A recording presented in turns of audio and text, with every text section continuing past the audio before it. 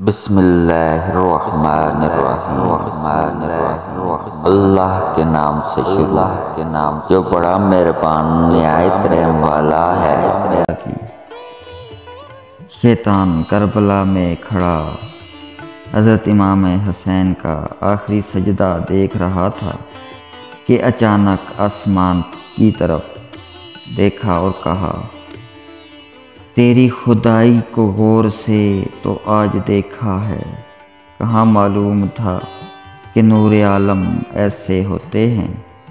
ए खुदा, सजदे से इनकार कभी न करता मैं, अगर मुझको पता होता कि इंसान ऐसे भी हो।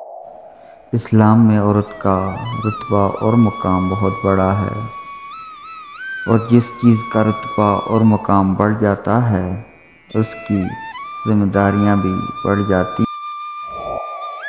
निकाह हमेशा हस्ब नस्ब देख कर करो, वरना कभी न कभी गंदा खून रंग लाएगा। खबरदार, ज़ना के करीब भी न भटकना, क्योंकि वो बड़ी बेहयाई और बहुत ही बुरी होती है।